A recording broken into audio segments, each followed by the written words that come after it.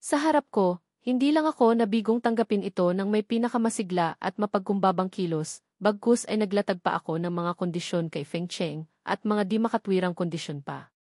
Nakatingin ng mariin ang lahat sa ekspresyon ni Feng Cheng, na para bang nakikita na nila ang eksenang nanlalamig ang mukha ni Feng Cheng at pinapagalitan ako. Gayunpaman, ni sa panaginip ay hindi nila inasahan na nang marinig ni Feng Cheng ang aking mga salita, tila siya ay nakahinga ng maluwag at walang pag-aalinlangang tumango ng nakangiti, maliliit na bagay lang ang mga ito. Basta't pumayag kang tanggapin ang posisyon ng dakilang pinuno, lahat ay mapag-uusapan. Natulala ang lahat. Bakit? Pakiramdam nila ay parang si Feng Cheng pa ang nagmamakaawa sa akin na umupo sa pwesto. Tiningnan ko ang malasorong ngiti ni Feng Cheng, tinaasan ko siya ng kilay at sinabing, paano kung malalaman kung kailan naging ganito kadaling kausap ang isang dakilang pinuno? Inayos ni Feng Cheng ang kanyang ekspresyon at seryosong sinabi, gaya ng sinabi ko, karapat-dapat ka.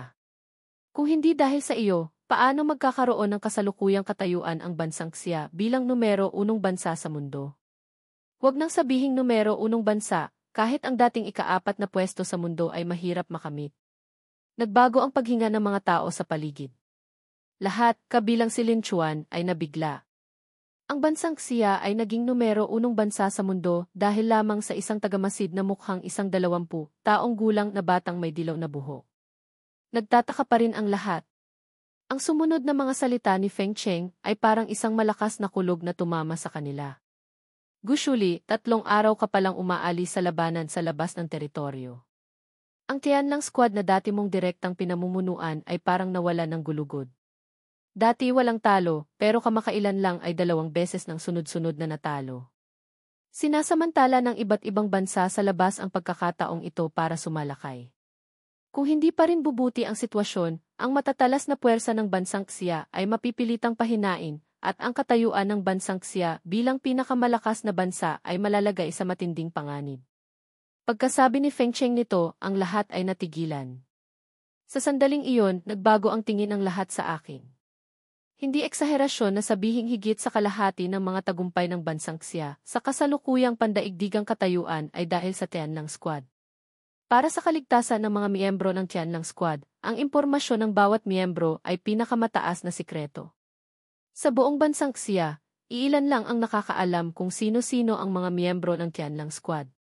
At lalong walang nakakaalam kung gaano katapang at kahusay makipaglaban ang maalamat na pinuno ng Tianlang Squad. Ngayon, sinabi sa kanila ni Feng Cheng na ako ang pinuno ng Tianlang Squad. Sa wakas ay naunawaan nila kung bakit ako naging dakilang pinuno sa ganitong edad. Tama si Feng Cheng. Kung wala ako, walang posisyon ng dakilang pinuno ng bansang Xia ngayon. Karapat-dapat ako. Sa sandaling iyon, kahit si Lin Chuan ay tumingin sa akin ng may paggalang. Ngunit nanlamig ang aking mukha. Kamakailan ay nakatuon ako sa paghahanap sa aking mahal, at hindi ko binigyang pansin ang mga kaganapan sa labanan sa labas ng teritoryo. Hindi ko inasahan na ilang araw ko palang iniiwan ang Tianlang Squad, ganoon na sila kademoralisado. Agad kong kinuha ang aking espesyal na telepono at nagpadala ng mensahe. Pagkatapos magpadala, hindi na ako nag-atubili. Itinaas ko ang aking kamay at tinanggap ang aklat ng promosyon. Seryosong tiningnan si Feng Cheng at sinabing, ang posisyong ito ng dakilang pinuno, tinatanggap ko na. Ang kaakibat na responsibilidad ay haharapin ko rin. Hanggat narito ako sa bansang Xia, hindi babagsak ang bansang Xia mula sa pagiging numero 1 pinakamalakas na bansa sa mundo. Nang marinig ni Feng Cheng ang aking mayabang na pangako, isang ngiti ng kasiyahan ang lumitaw sa kanyang matandang mukha. Ang hinaharap ng Departamento ng Digmaan ay nasa kamay ninyong mga kabataan. Sa hinaharap, tiyak na magiging mas mahusay kang dakilang pinuno kaysa sa akin. Bahagya akong umiti. Hindi ka pa ba nagre-retiro? Karamihan sa mga gawain ng Departamento ng Digmaan, ikaw muna ang humawak. Kapag hindi mo na kaya, saka mo na isipin na ipasa sa akin ang gulong ito. Manhid na ang lahat. Nang marinig nilang inilarawan ko ang Departamento ng Digmaan ng bansang Xia, bilang isang gulo, wala silang naramdamang malaking pagbabago sa kanilang puso. Walang sinabi si Feng Cheng nang marinig ang aking mga salita. Lumingon siya sa isang sundalo at nag-utos, ipasa ang utos. Bukas, ang pangunahing balita sa lahat ng pahayagan sa buong bansa ay ang kapanganakan ng ika-4 na dakilang pinuno ng bansang siya. Subalit, bago pa man makasagot ang sundalo, bigla akong nagsalita, sandali lang. Babalik pa ako sa labanan sa labas ng teritoryo pagkatapos ng ilang panahon. Hindi pa angkop na lumitaw ako sa mata ng publiko ngayon. Nag-alinlangan sandali si Feng Cheng, pagkatapos ay tumango, sige. Walang personal na impormasyon tungkol sa iyo ang lalabas sa balita. Ngunit kailangang ilabas ang balitang ito. Kung hindi, kapag lumitaw ka na sa mata ng publiko sa hinaharap, hindi magiging lehitimo ang iyong posisyon. Nang makita ni Feng Cheng na hindi ako tumanggi, ilang araw pagkatapos, magdaraos ako ng isang salu-salo para sa mataas na lipunan ng lungsod. Sa oras na iyon, ipapakilala kita sa buong mataas na lipunan ng lungsod at sa mga matataas na opisyal ng buong Departamento ng Digmaan. Para makita ng mga taong may pagkiling sa iyo sa Departamento ng Digmaan ang pagkakaiba ninyo. Tumango ako. Ikaw na ang mag-ayos. Susubukan kong makipagtulungan. Nang makita ni Feng Cheng na tumango ako, nakahinga siya ng maluwag. Pagkatapos ay lumingon siya sa mga sundalo sa paligid at sa pamilya Lin, mamaya, bibigyan ko kayo ng kasunduan sa pagiging kumpidensyal. Pirmahan ninyo ito. Sana, ang mga nangyari dito ngayon ay mananatiling lihim sa inyong mga puso. Kung sino man sa inyo ang magbunyag ng impormasyon tungkol sa pinuno, hindi lang kayo ang mawawalan ng buhay, kundi pati na rin ang inyong mga kamag-anak hanggang sa ikatlong henerasyon ay madadamay dahil sa inyo. Hindi malakas ang boses ni Feng Cheng, ngunit lahat ay nakaramdam ng pangingilabot sa kanilang puso. Sabay-sabay silang sumagot. Sa sandaling ito, naunawaan na nilang lahat ang kahalagahan ko sa bansang siya. Wala nang nagduda sa katotohanan ng mga sinabi ni Feng Cheng. Pagkalipas ng kalahating oras, natapos ng pumirma ang lahat. Nag-alinlangan sandali si Lin Chuan, pagkatapos ay tumingin sa akin nang may pagpapakumbaba, Gushuli, sa araw na ito, nagkasala ako sa inyo. Ako, si Lin, ay walang mata para makilala ang isang dakilang tao. Sana'y huwag ninyo akong pagtuunan ng pansin. Tiningnan ko siya ng walang emosyon. Maaari kitang palampasin. Pagkatapos ay itinuro ko si Lin Wichen. Ngunit kailangan siyang parusahan ayon sa batas ng bansang siya. Parang biglang tumanda ng 10 taon si Lin Chuan.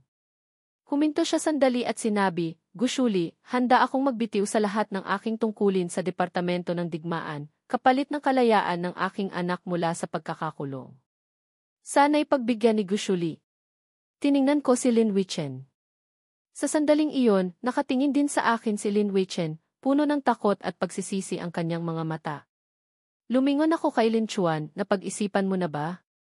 Mapait na umiti si Lin Chuan. Lahat ng tao ay kailangang magbayad para sa kanilang mga pagkakamali. Si Wei Chen ay talagang nasanay ko sa layaw. Tumango ako. CJ. Magalang na yumukod si Lin Chuan sa akin. Maraming salamat, Gushuli.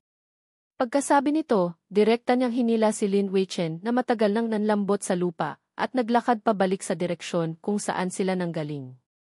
Pagkatapos, sunod-sunod ding umalis si Feng Cheng at ang iba pa. Hindi nagtagal, ako na lang, si Gumuya, at 9 na sundalo ang natira sa training ground. Ang tingin ni Gumuya at ng 9 na sundalo sa akin ay lubos nang nagbago. Ni sa panaginip ay hindi nila inasahan na ang instruktor na dumating para magbigay sa kanila ng espesyal na pagsasanay ay ang maalamat na tao ng buong bansang siya, ang pinuno ng Tianlang Squad, at lalo na ang kataas-taasang nilalang na kararating lang sa posisyon ng dakilang pinuno. Napakapalad nila na isang taong tulad ko ang personal na magsasanay sa kanila. At ilang araw pagkatapos, sumailalim ang mga sundalo sa matinding pagsasanay, ngunit natuklasan nilang hindi nila ito kaya. At ako ay isang demonyo. Hindi nagtagal, dumating na ang huling araw, na siya ring araw bago magsimula ang pagsasanay militar ng akademya. Natiyak ni Gumuya na wala na ako at saka siya huminga ng maluwag. Baliw! Totoong baliw ang lalaking iyon.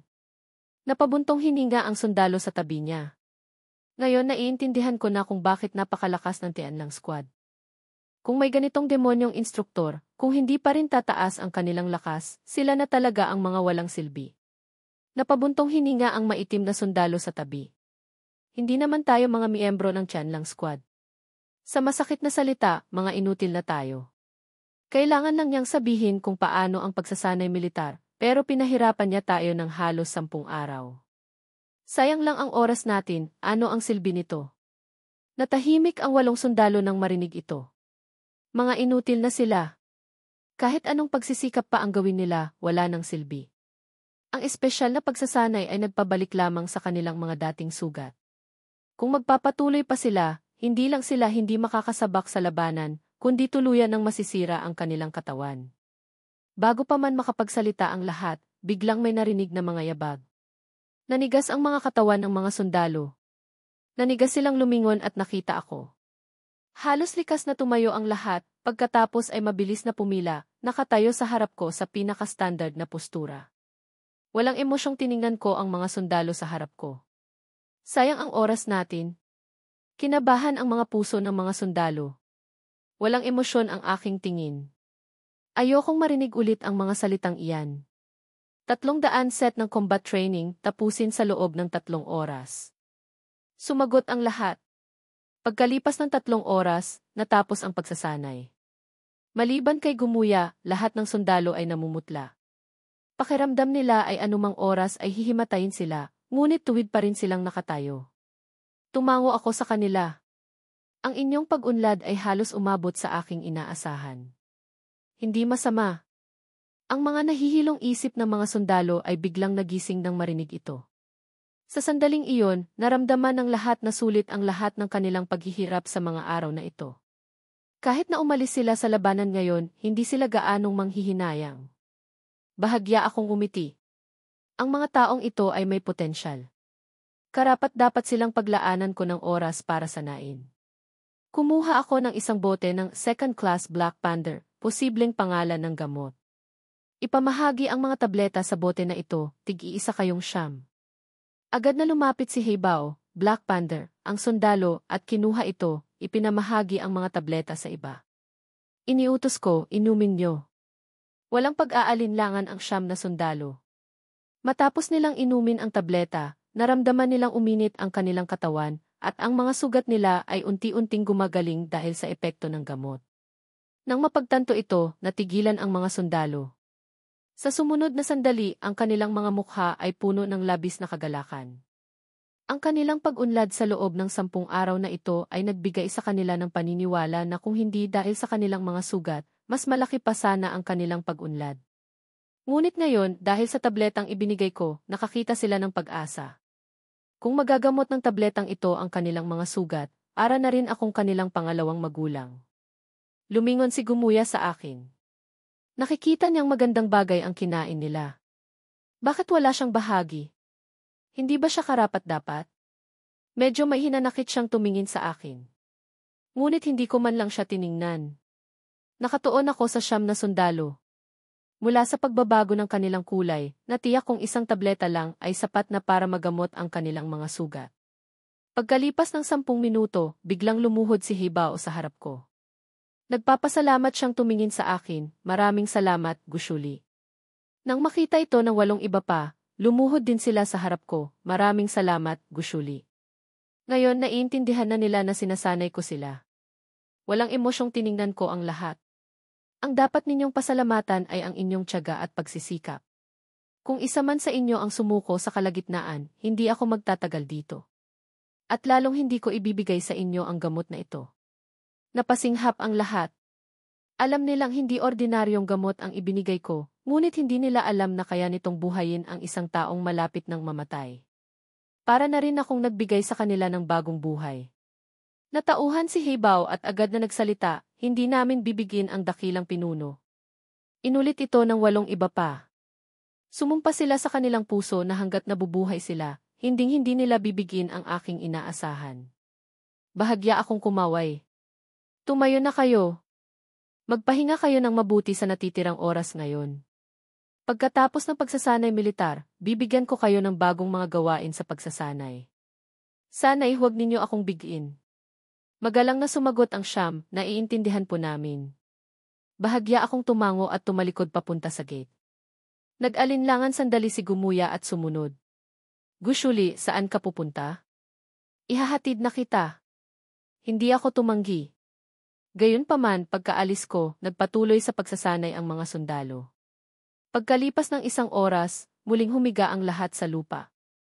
Ngunit sa pagkakataong ito, nakaramdam sila ng walang kapantay na ginhawa. Pinag-usapan nila na kapag nagsimula na ang pagsasanay militar, magiging mga demonyong instruktor sila tulad ko. Naiisip na nila ang takot at panginginig ng mga kadete.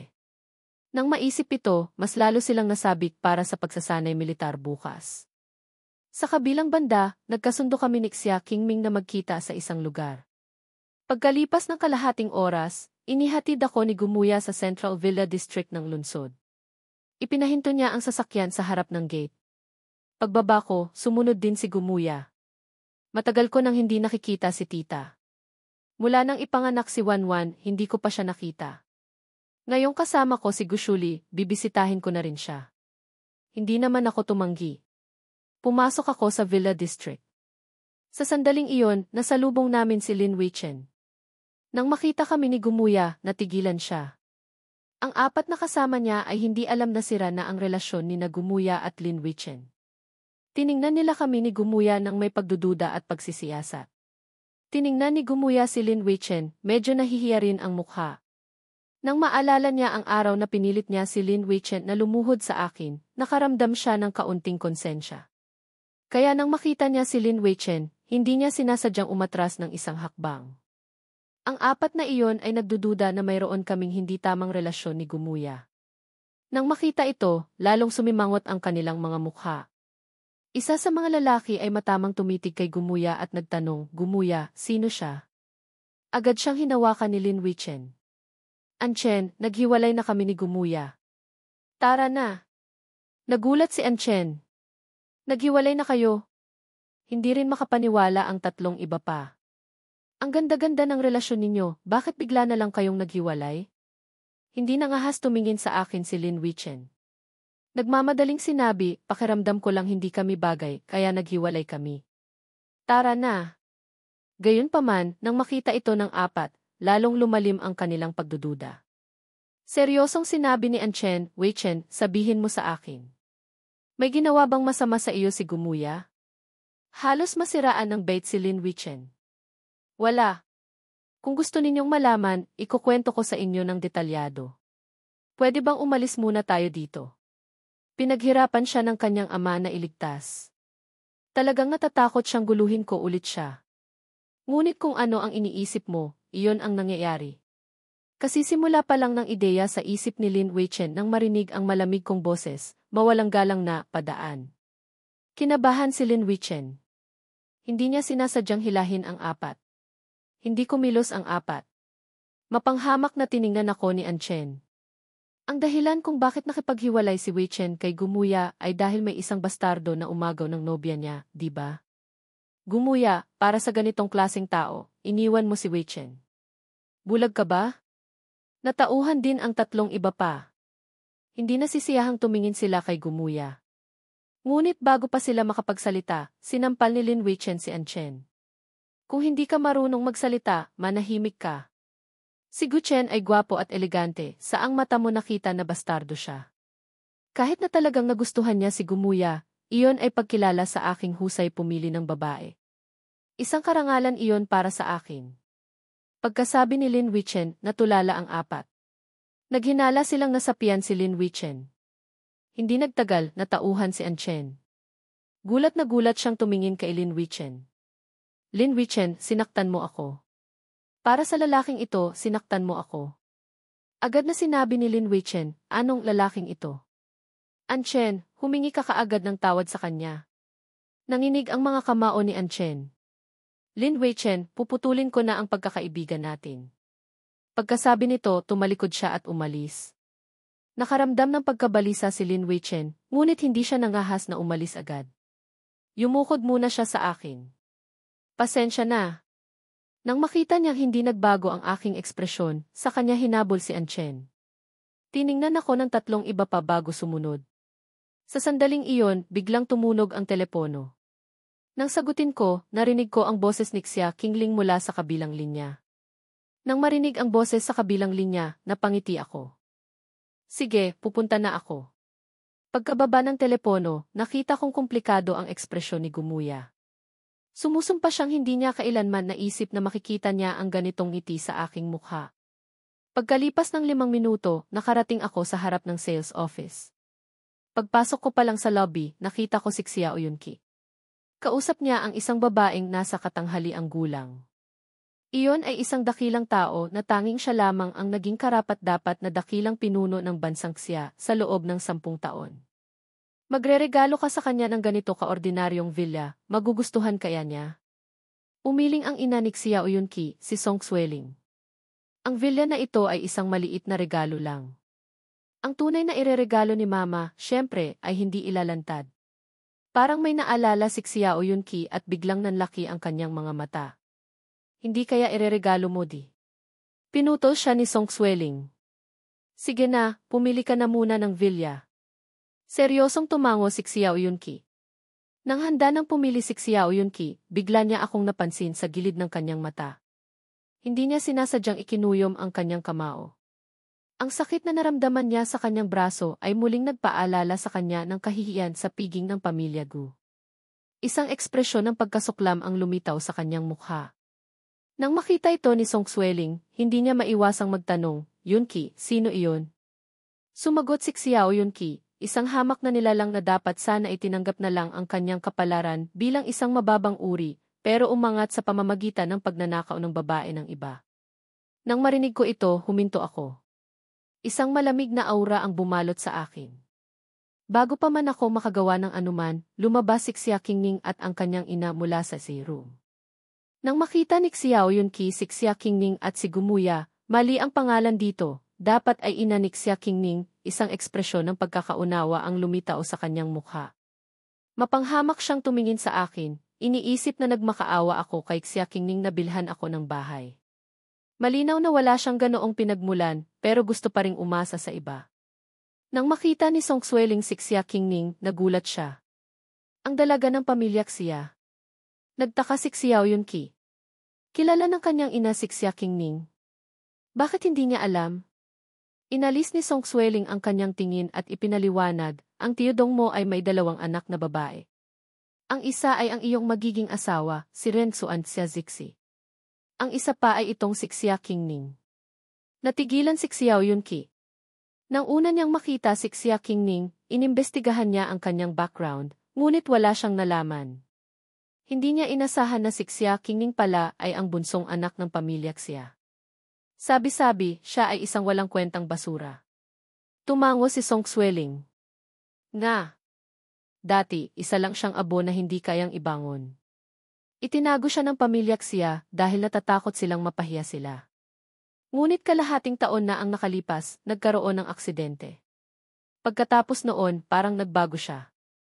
Noong una, gusto ko sanang magkita kayo pagkatapos ng piging sa Tianyan, para makita mo kung sino ang mas gusto mo, si Xia Zixi o itong si Xia Qingning. Pagkatapos mong makita silang dalawa, saka ka magpasya kung sino ang papakasalan mo. Hindi ko naman inasahan na mas maaga pala kayong magkikita. Labis na natuwa si Xiao Yunki, iniisip na tinulungan siya ng langit. Hindi rin niya inasahan na isa sa mga ipinagkakasundo sa kanya ng kanyang ina ay si Xia Qingning. Biglaan ang sorpresa. Mabilis na kumalma si Xiao Yunki at nagtanong, Ma, ano sa tingin mo si Xia Qingning? Nag-isip sandali si Song Xueling, pagkatapos ay dahan-dahang nagsalita. Kung pag-uusapan ang Xia Qingning kalahating taon na ang nakalipas, isa siyang putik na hindi kayang ibangon. Ngunit ang siya ngayon. Nang sabihin niya ito, naging seryoso ang kanyang tono. Walang hangganan ang kanyang potensyal. Hindi inasahan ni Xiao Yunki na ganoon kataas ang tingin ng kanyang ina kay Xia Qingning. Agad na sinabi ni Xiao Yunki kay Song Xueling, Ma, may gusto akong sabihin sa inyo. Isang bahagyang ngiti ang lumitaw sa mukha ni Song Xueling. Hindi kaya sasabihin mo sa akin na nahulog ka na sa kanya sa unang pagkikita pa lang? Tumango si Xiao Yunki. Nang makita ito ni Song Xueling, umiti siya. Tinapik ni Song Xueling ang kanyang balikat. Tara, tingnan natin sila. Pagkasabi nito, naglakad siya papunta kay Xia Qingning. Mayabang na tumingin sa akin si Xiao Yunki. Ang ganitong hamak na tao ay nangangahas na makipag-agawan ng babae sa kanya, si Xiao Yunki.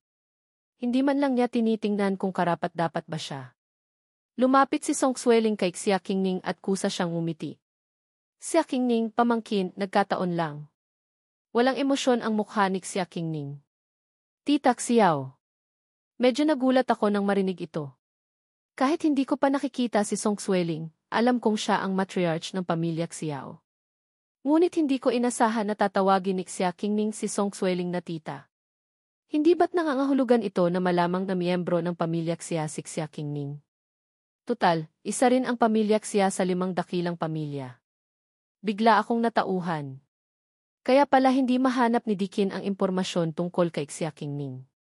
Kung miyembro siya ng pamilya Xia, hindi na iyon nakapagtataka. At habang nag-iisip ako, biglang umiti si Song Xueling at tumingin sa akin. Bata, ako si Yi. Sumagot ako, ang pangalan ko ay Gu Chen. Nagtaka si Song Xueling. Pamilya Gu? Tila iniisip niya kung aling mga pamilya Gu ang nasa lungsod.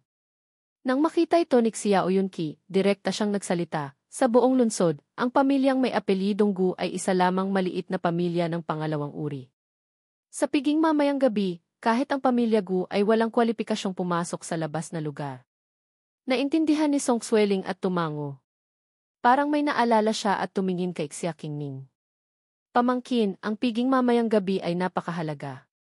Kung wala kang kasamang lalaki, baka pagtawanan ka.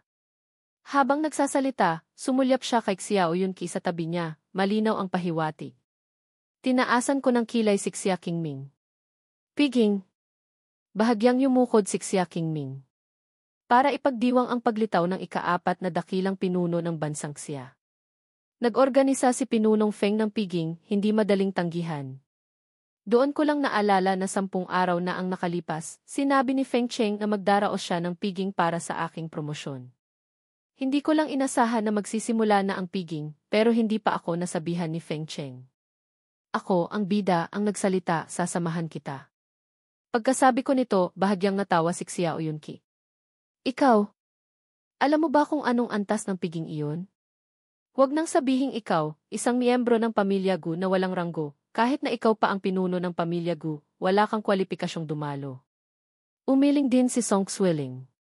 Talagang ang mga taong galing sa maliliit na pamilya ay hindi presentable. Nang akalain ni Xiao Yunqi at Song Xueling na magbabago agad ang mukha ni Xia Qingming nang marinig ito, hindi nila inasahan na bahagyang umiti si Xia Qingming. Tumango siya sa akin at sinabi, ipapaayos ko sa iba ang imbitasyon para sa iyo. Ngunit umiling ako. Hindi na kailangan. May magdadala sa akin mula sa Departamento ng Digmaan. Pagkasabi ko nito, tuluyan ang nagbago ang tingin ni Song Xueling sa akin. At lalo siyang nadismaya sa husay ni Xia Qingming pumili ng lalaki. Tiningnan ako ni Xiao Yunqi na parang isang tanga. Kusang imbitahan ka ng mga tao mula sa Departamento ng Digmaan.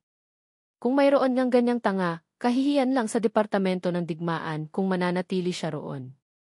Ang mga taong tulad mo ay dapat nang umalis sa Departamento ng Digmaan ng bansang Xia.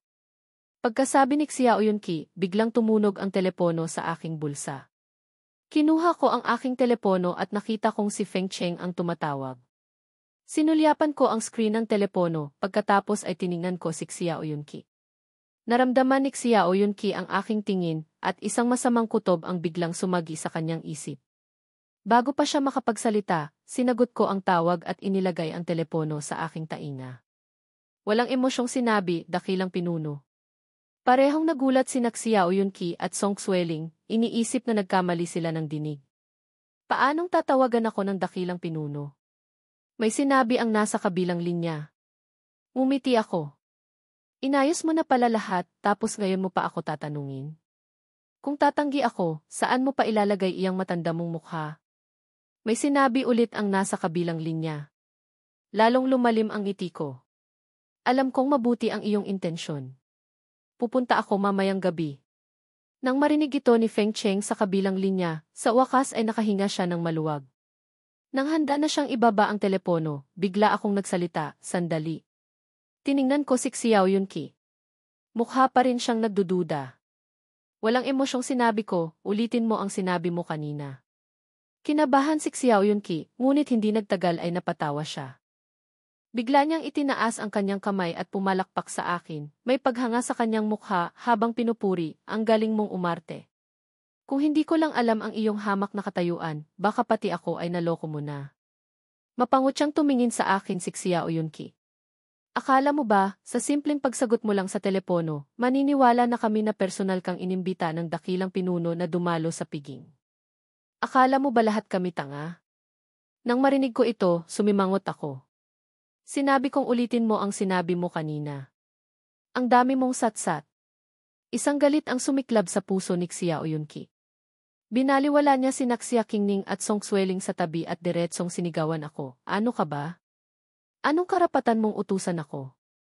Walang emosyong sinulyapan ko siya, pagkatapos ay sinabi ko kay Feng Cheng sa kabilang linya, Xiao Yunqi ng pamilya Xiao. Dahil imbitado siyang panauhin sa piging, hindi ko siya gagalawin ngayon. Pagkatapos ng piging, ikaw na ang bahala sa kanya. Nanlamig din ang mukha ni Feng Cheng nang marinig ito. Nahulaan na niya kung ano ang nangyari. Pinaghirapan niyang imbitahan ako bilang dakilang pinuno, pero nangahasik Xiao Yunqi na ganito ako kausapin. Ang lakas ng loob niya. Malamig na sinabi ni Feng Cheng, sige, at ibinaba ang telepono. Nang makita ni Xiao Yunqi na ibinaba ko ang telepono, saka siyang umisi. Tapos ka na bang umarte? Nangangahas kang magpanggap na kilala mo ang dakilang pinuno. Alam mo ba kung anong krimen iyan? Hindi ko man lang siya tiningnan. Lumingon ako sa aking ina at sinabi, Ma, may nagustuhan ka bang bahay? Medyo nagulat ang aking ina at nagtanong, Chen, sinabi niyo bang dakilang pinuno, iyon bang kilala ng lahat sa bansang siya? At habang nagsasalita ang aking ina, biglang nagkaroon ng ideya si Xiao Yunqi. Kinuha niya ang kanyang telepono at pinindot ang record button. Nang marinig ko ang sinabi ng aking ina, bahagya akong tumango. Napansin ko ang ginawa ni Xiao Yunqi, ngunit hindi ko siya pinigilan. Medyo curious ako kung ano ang kaya niyang gawin. At nang makita ng aking ina na tumango ako, lalo siyang nagulat. Paano mo nakilala ang isang taong tulad ni Pinunong Feng? Umiti ako at sinabi, noong 17 anyos ako, natapos ko ang isang napakahalagang misyon para sa bansang siya. Para bigyan ako ng parangal, personal na ibinigay sa akin ni Feng Cheng ang medalya. Iyon ang unang beses na nakita ko siya. Natigilan si Xiao Yunqi nang marinig ito. Sa sumunod na sandali, isang kislap ng tuwa ang lumitaw sa kanyang mga mata. Bigla niyang naramdaman na ang kanyang pagre-record ay napakatalino. Napakahalaga sa bansang Xia ang mga merito sa Departamento ng Digmaan. Kung nagyayabang lang ako at sinasabing kilala ko si Feng Cheng, kahit na may kasalanan, pinakamatagal na siguro ang 2 taon. Ngunit ngayon, sinabi kong nakagawa ako ng malaking merito noong 17 anyos ako, at personal pa akong binigyan ni Feng Cheng ng medalya. Ang mga merito na karapat-dapat sa personal na pagbibigay ng medalya ni Feng Cheng ay hindi bababa sa first class. Ayon sa batas ng bansang Xia, ang mga tauhan ng Departamento ng Digmaan na gumagawa-gawa ng first class na merito o higit pa ay mahahatulan ng 10 taon o higit pang pagkakakulong. Ang mga hindi tauhan ng Departamento ng Digmaan, 10 taon sa pinakamababa, habang buhay na pagkakakulong sa pinakamabigat. Ang recording sa kanyang telepono ang ebidensya, sapat na para mabulok ako sa kulungan. Nagulat ding tumingin sa akin si Xia Qingling nang marinig ito. Medyo naintindihan na niya kung bakit hindi niya mahanap ang impormasyon tungkol sa akin. Hindi ko na pinansin si Xiao Yunqi. Kasama ko ang aking ina na pumili ng isang villa. Ang katabing villa naman ay binili ni Song Xueling na ireregalo niya mamayang gabi sa bagong hirang na dakilang pinuno. Mabilis na naayos ang mga papeles. May ibinulong si Xiao Yunqi kay Song Xueling. Hindi kaya hindi titira rito ang bagong pinuno? Kung titira siya rito at makita ang ganitong kapitbahay, hindi kaya magkakaroon siya ng masamang impresyon kay Mama? Nang marinig ito ni Song Xueling, bigla siyang huminto. Isang pag-aalala ang lumitaw sa kanyang mukha. Hindi maiwasang matawa ni Xiao Yunqi at sinabi, Ma, nagbibiro lang ako. Hindi ko alam kung titira rito ang dakilang pinunong iyon. Ngunit nang sabihin niya ito, itinuro niya ako at nagpatuloy, pero sigurado akong hindi siya magkakaroon ng pagkakataong tumira rito. Kung talagang madala ako ni Xia Qingning sa piging mamayang gabi, ilalantad niya sa publiko ang recording na ito, ipapahiya ako, at lubos na madidismaya sa akin ang pinuno ng pamilya Xia. Ipapakulong niya ako, at wala na akong pagkakataong bumangon pa. At siya naman ay mananatili sa tabi ni Xia Qingning. Nang maisip ito, lumingon si Xiao Yunqi kay Song Xueling at sinabi, Ma, malaki ba ang posibilidad na isama siya ni Xia Qingling sa piging? Nag-isip si Song Xueling. Ang piging mamayang gabi ay may kinalaman sa paghahati-hati ng siyam na malalaking war zone ng bansang Xia. Napakahalaga nito. Sa ganitong antas ng piging, imposible siyang makapasok sa inner court. Medyo nadismaya si Xiao Yunqi nang marinig ito. Ngunit hindi nagtagal, may naalala siya. Isang ngiti ang sumilay sa kanyang mga labi. Ayaw niyang mawala ang bida sa isang magandang palabas. Kung ganoon, hindi niya alintana na tulungan ako, at sabay na palalain pa ang aking sitwasyon, para wala na akong pag-asang bumangon pa. Sa kabilang banda, lumabas na kami sa sales hall. Gayunpaman, paglabas pa lang namin ni Xia Qingming sa gate, isang lalaki ang dumiretso kay Xia Qingming. Nang malapit na siyang mabangga, dahan-dahang lumapit sa akin si Xia Qingming. Sa sumunod na sandali, tila nasagi si Xia Qingming ng lalaking iyon, nawala ng balanse at biglang napahilig sa akin. Agad ko siyang niyakap. Ang taong sumugod kay Xia Qingming ay nadapa dahil sa pagkabigo. Hindi ko man lang siya tiningnan. Sinuri ko si Xia Qingming mula ulo hanggang paa. Nang matiyak kong walang malaking problema, medyo nag-aalala pa rin akong nagsalita, okay ka lang ba? Sinulyapan ni Xia Qingming ang malayong si Chen Wan'er, pagkatapos ay hinimas ang kanyang braso. Kumunot ang kanyang noo. Medyo masakit. Natigilan ng maliit na assistant sa likod nila. Noong nagsisimula pa lang mag-ensayo ng boxing ang kanyang amo, puno siya ng sugat, pero hindi man lang nagbago ang kanyang ekspresyon. Ngayon, nasagi lang ng isang lalaki, masakit na. Nasuri ko na ang braso ni Xia Qingming. Kahit wala akong nakitang problema, hindi ako nagpadalos-dalos. Bagkus, sinabayan ko siya, mukhang hindi naman malala, pero baka internal injury. Pagkasabi ko nito, hinagkan ko siya ng may pag-aalaga sa labi. Hindi na magtatagal, mawawala na ang sakit. Tahan na. Tumango si Xia Qingming. Pilit siyang aalis sa aking yakap. Ngunit bago pa siya makatayo, biglang nanginig ang kanyang katawan. Agad ko siyang niyakap ng mas mahigpit. Tiningnan ako ni Xia Qingming ng may pagkaawa. Masakit pa rin. Hindi rin inasahan ng maliit na assistant na magaling palang umarte ng kahinaan ang kanyang amo. Isang White Lotus, inosenteng nagpapanggap. Nanigas sa kinatatayuan ang nasa likod naming si Xiao Yunqi. At ang malayong si Chen Wan'er, ang kanyang katawan ay naging parang isang estatwa ng yelo. Habang gulat na gulat ang dalawa sa eksenang ito, hindi nila inasahan na gagawa pa ng mas mataas na antas si Xia Qingming. Tiningnan ako ni Xia Qingming, lalong lumalim ang pagkaawa sa kanyang mukha. Ngunit wala siyang sinabi, matatag lang siyang nakasandal, tahimik na nagpoprotesta sa aking kawalan ng puso. Tahimik kong pinanood ang mga kilos ni Xia Qingming. Nang maramdaman kong humina na ang kanyang pagsandal sa akin, saka ko siyang inisian at ibinalik. Gayunpaman, sa pagkakataong ito, matatag na umalis si Xia Qingming sa aking yakap. Sumulyak siya sa malayong si Chen Wan'er, pagkatapos ay tumingin sa akin, nagpapanggap na nag-aalala, may iba ka bang babae sa likod ko. Nang makita ni Chen Wan'er ang hitsura ni Xia Qingming, nagsimulang mag-crack ang kanyang mukha. Sa sandaling iyon, bigla niyang naintindihan kung bakit ganoon kalala ang kanyang pagkatalo sa nakaraang buhay. Ni sa panaginip ay hindi niya inasahan na ang isang babaeng tulad ni Xia Qingming, para makuha ang aking pag-ibig, ay kayang ibaba ang kanyang sarili ng ganoon. Naramdaman din ni Xiao Yunqi na malapit nang mawasak ang kanyang mga paniniwala. Ang babaeng itinuturing niyang diyosa na napakalamig ay nagpapakita ngayon ng hitsurang naaawa. Nang makita ni Xia Qingming na hindi ako nagsasalita, napakalinaw ng kanyang boses, ngunit may bahid ng pagbabanta. Bakit hindi ka nagsasalita? Bahagya akong umiti.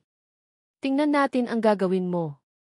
Nang marinig ito ni Xia Qingming, lalong kumunot ang kanyang noo. Malinaw na hindi siya nasisiyahan sa aking sagot. Bago pa siya makaprotesta, agad ko siyang hinalikan sa labi. Agad na nilunok ni Xia Qingming ang mga salitang malapit nang lumabas sa kanyang bibig. Tiningnan ko siya at bahagyang umiti. Okay na ba ang pakiramdam mo? Ayaw mang aminin ni Xia Qingming, sinabi niya, kaunti lang. Mukhang sinasabi ni Xia Qingming na, napakalambot ko ngayon at hindi ako nasisiyahan sa sagot mo. Kung guguluhin mo pa ako, magpapakamatay ako. Walang magawa akong hinalikan ulit siya. Ang aking mahal, na napakadramatiko, kailan kaya siya magbabago? Mabuti na lang at ako ang nakatagpo niya. Sa sandaling iyon, biglang tumunog ang telepono ni Xia Qingming. Hahawakan sana ako ni Xia Qingning para palalimin pa ang halik, ngunit naantala ito ng tunog ng telepono. Kumunot ang kanyang noo. Gusto sana niyang baliwalain ang tawag at lumapit sa akin. Gayunpaman, bago pa siya kumilos, itinaas ko ang aking daliri at tinuro ang kanyang balikat. Sagutin mo ang telepono. Kahit ayaw ni Xia Qingning, ginawa pa rin niya. Pinindot niya ang answer button. Ang kanyang boses ay sobrang lamig. Kung may sasabihin ka, bilisan mo. Nakahinga ng maluwag si Muyan, posibleng pangalan ng tumawag. Mabuti na lang, abnormal lang ang kanyang amo kapag kaharap ako. Kaya pa niyang tanggapin. Pagkaraan ng ilang sandali, ibinabanik Xia Qingning ang telepono nang may napakasamang ekspresyon. Nang makita ko ito, nahulaan kong kailangan na niyang umalis. Bahagya akong umiti. Kung may gagawin ka, unahin mo na muna. Nang makita niyang wala akong bakas ng panghihinayang, biglang nakaramdam ng kaunting bigat sa dibdib si Xia Qingning. Ngunit nang maisip niyang mahaba pa ang panahon, gumaan din ang kanyang pakiramdam. Seryoso siyang nangako sa akin, hindi magtatagal, wala nang makakapaghiwalay sa atin. Hinalikan ko siya. Hinalikan ako ni Xia Qingning sa labi. Saka siya nagsalita, magkita tayo mamayang gabi. Pagkasabi nito, hindi man lang niya tiningnan ang iba, diretsong sumakay sa kanyang Lincoln. Hanggang sa tuluyan nang mawala sa paningin ang sasakyan, saka lang natauhan si Xiao Yunqi. Labis siyang tumingin sa akin, pagkatapos ay tumingin sa lalaking bumangga kay Xia Qingning kanina, may masamang tingin. Sinulyapan ko siya, diretsong inalalayan ang braso ng aking ina. Ma, tara na. At habang paalis kami, biglang may narinig na nakakapangilabot na sigaw mula sa likuran. Pagkatapos, dinala ko ang aking ina para tingnan ang bagong villa, saka kami bumalik sa villa ni Chen Wan'er. Inayos namin ang aming mga gamit at dinala si Guan, posibleng anak o kamag-anak, sa bagong villa. Bago umalis, habang hindi nakatingin si Chen Wan'er, nag-iwan ako ng isang bank card na walang password sa coffee table sa sala, bilang kabayaran sa abala sa kanya sa mga nakaraang araw. 6:00 ng gabi, handa na akong pumunta sa hotel kung saan gaganapin ang piging. Gayunpaman, paglabas ko pa lang ng gate, isang puting sobre ang lumipad sa aking paanan. Tiningnan ko ang paligid, isang makahulugang ngiti ang sumilay sa aking labi. Yumuko ako at pinulot ang sobre. Binuksan ko ito at nakita ang isang imbitasyon. Ang pangalan ay Feng Cheng. Isang ngiti ang sumilay sa aking mga labi, ngunit ang aking mga mata ay puno ng lamig. Isinilid ko pabalik ang imbitasyon sa sobre at inilagay sa aking bulsa. Pagkalipas ng 1 oras, sumakay ako ng taxi at huminto sa harap ng gate ng hotel. Bago ako pumunta, bumili ako ng isang formal na damit at nagbihis. Pagbaba ko pa lang ng sasakyan, isang grupo ng mga tao ang lumapit mula sa malayo. Nagbubulungan sila. Narinig ko na ang bagong hirang na dakilang pinuno ay wala pang 20 anyos. Sa tingin niyo ba mapagkakatiwalaan ito? Sabi ng isa pa, sabi mo nga, chismis lang iyan. Hindi ako maniniwala na magiging mataas na commander ang isang 20 anyos, lalo na ang dakilang pinuno. Maliban na lang kung ulyanin na ang 3 dakilang pinuno. Habang nag-uusap ang lahat, napunta ang tingin ng ilan sa akin. Nag-iisa ako at kakaiba. Hindi pa nila ako nakikita dati. Naku-curious sila sa aking pagkatao. Direkta ko silang binaliwala at pumasok sa pinto. Pagpasok ko pa lang sa hotel, isang receptionist ang umiti at lumapit sa akin. Pakiusap, ipakita ang inyong imbitasyon. Ibinigay ko sa receptionist ang imbitasyong napulot ko kanina. Pwede ba ito? Hindi man lang binuksan ng receptionist ang imbitasyon, agad siyang gumawa ng kilos na, pasok. Pasok po. Hindi niya sinuri kung totoo ang imbitasyon. Hindi siya naniniwalang may mga ngahas na mameke. Tumango ako sa kanya.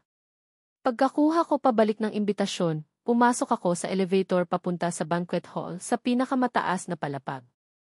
At pagpasok ko pa lang sa elevator, isang grupo ng mga tao ang sumunod. Ang dalagang pinakamalapit sa akin ay kusang nagtanong, anong pangalan mo? Walang emosyon ang aking boses. Gu Chen. Natigilan ang lahat sa elevator. Isang matandang lalaki ang nagulat na nagtanong, ikaw ba ay mula sa pamilya Gu ng Imperial City? Direkta akong sumagot ng paikot.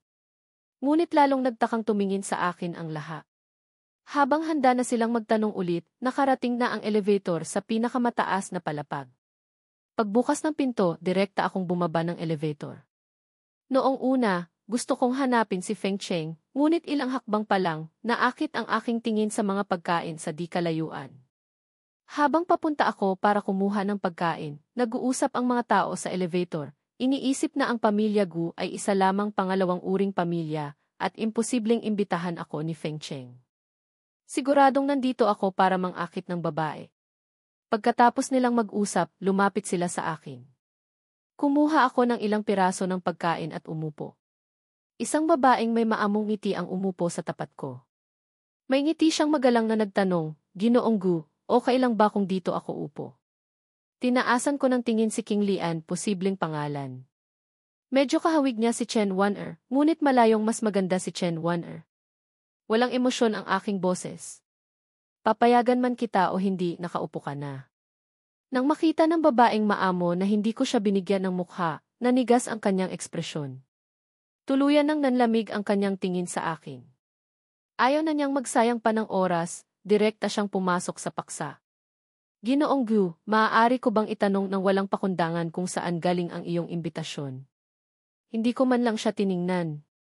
"May kinalaman ba iyan sa iyo?" Biglang umiti ang babaeng maamo, ngunit ang kanyang boses ay sobrang lamig. "Marami na akong nakitang lalaking tulad mo. Ngunit ang kasing lakas ng loob mo, ngayon lang ako nakakita.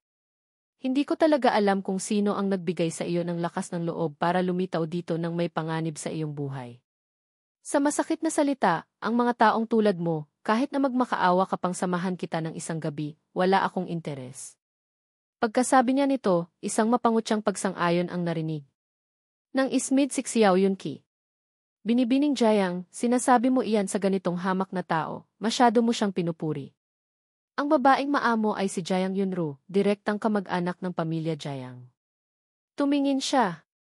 Dahan-dahang lumapit si Xiao Yunqi. Nang makita ni Jiang Yunru si Xiao Yunqi, isang kislap ng paghanga ang sumilay sa kanyang mga mata. Hindi pa siya nakakakita ng lalaking may ganito kahanga-hangang tindig. Dahan-dahang lumapit si Xiao Yunqi sa harap niya. Malamig siyang tumingin sa akin. Ang aking boses ay hindi mapag-aalinlanganan. "Ilabas mo ang iyong imbitasyon." Hindi ko man lang siya tiningnan.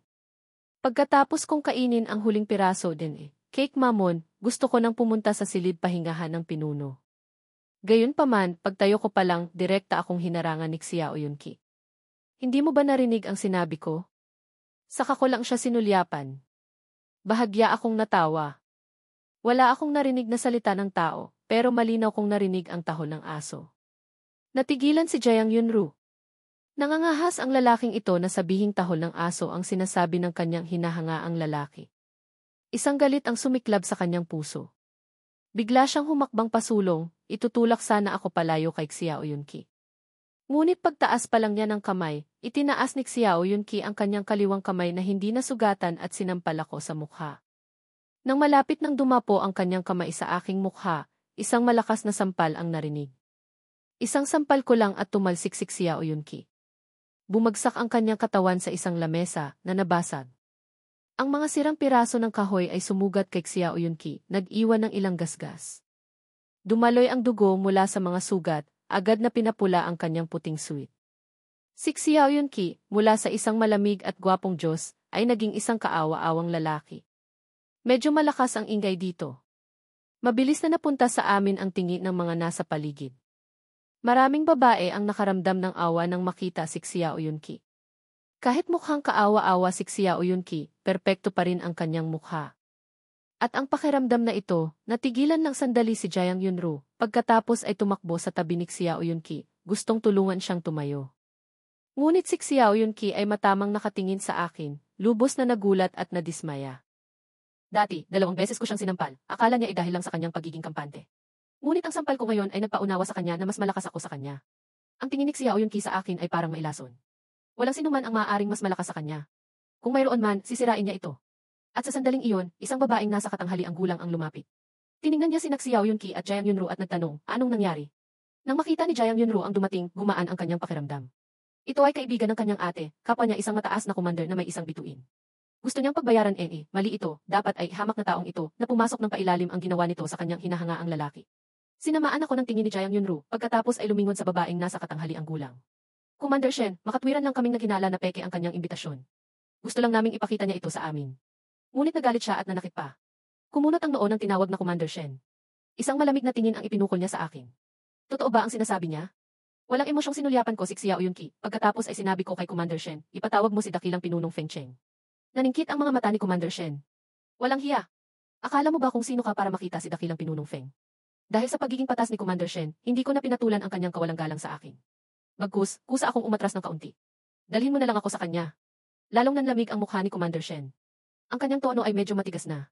Ang lugar kung nasaan si pinunong Feng ay hindi para sa mga taong tulad mo na basta-basta na lang papasok. Ilabas mo ang iyong imbitasyon. Agad. Nang makita kong wala ng puwang para makipag-usap pa, hindi na ako nagpumilit na hanapin si Feng Cheng. Bagkus, sinabi ko ang totoo, tumawag sa akin si pinunong Feng para pumunta rito. Hindi niya ako binigyan ng imbitasyon. Ang mga panauhin sa paligid nang marinig ito ay natigilan. Ang kanilang tingin sa akin ay parang tumitingin sa isang tanga. Iniisip nilang wala man lang akong kwalipikasyong pumasok sa piging na ito, tapos may lakas pa akong loob na sabihing si Feng Cheng ang nag-imbita sa akin. Nang marinig ni Xiao Yunqi ang usapan sa paligid, lalo siyang napangisi sa akin. Kahit na mas malakas ako sa kanya ng kaunti, ano naman? Ang aking hamak na pinagmulan ang nagtakda na habang buhay ay hindi ako karapat-dapat na magdala man lang ng kanyang sapatos. At ang tingin ni Jiang Yunru sa akin ay parang tumitingin sa isang payaso. Sa tingin ni Jiang Yunru, ang mga taong tulad ko na handang sirain ang kanilang kinabukasan para lang magyabang ay talagang kaawa-awa at katawa-tawa. Walang interes si Commander Shen sa walang kwentang usapan. Direkta siyang lumingon sa dalawang sundalo sa di kalayuan. Mga tauhan, dalhin ninyo ang lalaking ito sa himpilan ng pulisya ng lungsod. Sumagot ang dalawang sundalo. Ngunit pagkasabi pa lang nila, isang sigaw ng pagkamangha ang narinig mula sa karamihan. Pagkatapos, dalawang magandang babae ang pumasok mula sa labas. Paglitaw pa lang nila, naakit agad ang tingin ng lahat. May sumigaw, kilala ko yung nasa kaliwa. Siya si Xia Sixi, ang panganay na anak ng pamilya Xia. Yung nasa kanan, nakita ko na siya minsan, siya si Xia Qingning, ang bunsong anak ng pamilya Xia. Nang marinig ito ng lahat, lalo silang humanga kay Xia Qingning. Paanong magkakaroon ng ganito kaperpektong babae sa mundo? Ngunit hindi nagtagal, may nagsabing si Xia Qingning ay isang basura. Itinago siya ng pamilya Xia dahil natatakot silang mapahiya. Ngunit mayroon ding naniniwala na sapat na ang kanyang mukha para punan ang lahat ng kanyang pagkukulang. Gayunpaman, hindi nagtagal, nagsimulang humina ang bulungan ng lahat. Nakita nilang lumapit si Xia Qingning kay Xiao Yunqi. Hindi nagtagal, huminto siya sa harap ni Xiao Yunqi. Biglang napigil ng lahat ang kanilang hininga. Talaga bang gusto ni Xia Qingning si Xiao Yunqi? Gayunpaman, bahagyang yumuko si Xia Qingning at tiningnan si Xiao Yunqi na parang tumitingin sa isang patay. Noong huli, binali ko ang isa mong kamay, hindi ka pa rin natuto. Hindi malakas ang boses ni Xia Qingning, ngunit narinig ito ng bawat isa sa lugar. Sa isang iglap, nagulat ang lahat. Noong huli, binali niya ang kamay ni Xiao Yunqi. Hindi ba't sinasabing si Xia Qingning ay isang basura? Makakapagsalita ba ng ganito ang isang basura? Siguradong chismis lang lahat. Labis na humanga ang lahat kay Xia Qingning. Ang ganitong babae, kahit si Xiao Yunqi ay hindi karapat-dapat. Dapat siyang nasa itaas, isang diyosa. Walang sinumang lalaki ang may karapatang dumihan siya. Kagagaling lang turuan ni Jiang Yunru ni Xia Qingning. Sa sandaling ito, kahit galit na galit siya, mahina lang siyang nagpaliwanag, ngayon, hindi niya kasalanan ito. Napunta ang tingin ni Xia Qingning kay Jiang Yunru. Likas na nakaramdam ng takot si Jiang Yunru. Dahil sa pagnanais na ipagtanggol si Xiao Yunqi, agad niyang itinuro ako. Ngayon, lahat ng ito ay dahil sa hamak na taong ito. Ang hamak na taong ito, para makapasok sa piging at mangakit ng babae, pumasok gamit ang peking imbitasyon. Nang mabisto namin ni Xiao Yunqi, nagalit siya at nanakit. Hindi handa si Yunqi kaya nasampal siya. Ngayon, lahat ng ito ay dahil sa hamak na taong ito, walang kinalaman sa amin ni Yunqi. Ngunit hindi inasahan ni Jiang Yunru na biglang humiti si Xia Qingning matapos marinig ang kanyang mga salita. Akitin ka. Nang marinig ni Xia Qingning ang pangusap na iyon na may halong panghahamak, agad na natulala si Jiang Yunru at ang lahat sa paligid. Ang mga lalaking gustong pakasalan si Jiang Yunru sa lungsod ay pipila pa. Ngunit sinabi ni Xia Qingning na wala siyang karapatan para kusang akitin ko, isang hamak na tao. Lalong nagalit si Jiang Yunru. Xia Qingning, inaamin kong magaling ka. Pero hindi mo kailangang insultuhin ako ng ganito para lang sa hamak na taong ito, di ba?